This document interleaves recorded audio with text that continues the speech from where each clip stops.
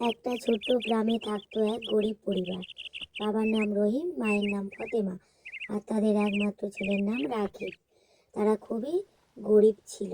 রহিম দিনভর মাঠে চাষের কাজ করতেন।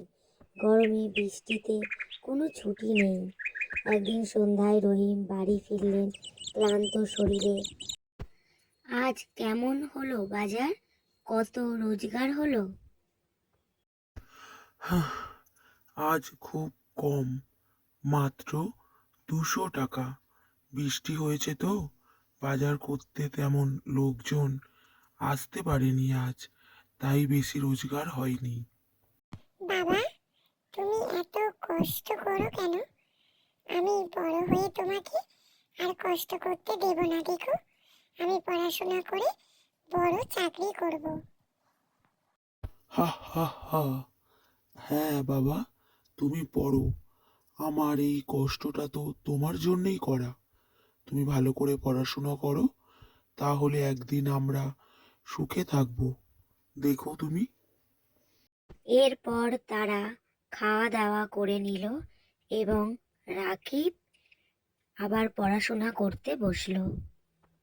বাবা, চোখ খারাপ হয়ে যাবে যে তোমার। এবার তো তুমি একটু বিশ্রাম নাও।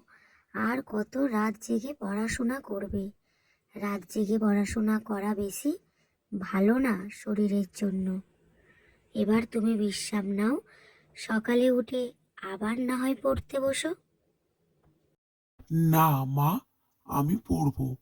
বাবা এত কষ্ট করে, আমি যদি না পড়ি তাহলে কিভাবে হবে?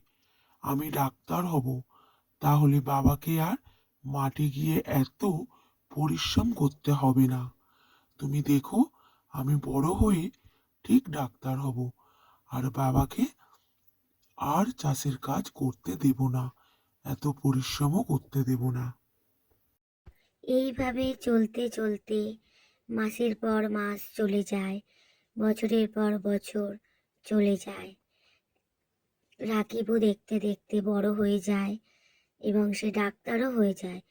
বড় হসপিটালে সে চাকরি পেল, শহরে নতুন বাড়ি করলো, আর বাবা মাকে সঙ্গে করে শহরে নিয়ে গেল। বাবার আগে আমি জানতাম তুমি ঠিক একদিন আমার স্বপ্ন পূরণ করবে, আর আমাদের এই কষ্টের জীবন থেকে মুক্তি দেবে বাবা। বাবা, এটা তোমার আর মায়ের পরিশ্রমের ফল। তোমরা না কষ্ট করলে আমি আজ এখানে আসতে পারতাম না কখনো। তাই সবটাই তোমাদের জন্য হয়েছে বাবা। হা হা হা হা। ঈশ্বরের কৃপা আর পরিশ্রম করলে কখনো কোনো কাজ কেউ হার মানাতে পারে না। তাই ঈশ্বরের জন্যেই এত কিছু সম্ভব হয়েছে বাবা।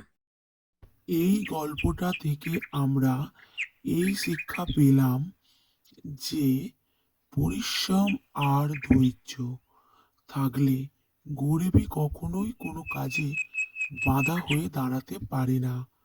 স্বপ্ন দেখো, সেই স্বপ্ন পূরণ করার জন্য কঠোরভাবে পরিশ্রম করো, কষ্ট করো, দেখবে একদিন সাফল্য ঠিক আসবে।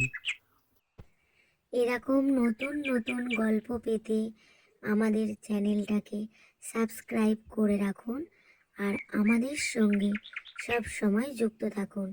আর আপনারাও চাইলে কমেন্ট বক্সে আপনাদের কোনো গল্প জানা থাকলে সেটা আমাদেরকে জানিয়ে যেতে পারেন, সেটাও আমরা দেখিয়ে দেব।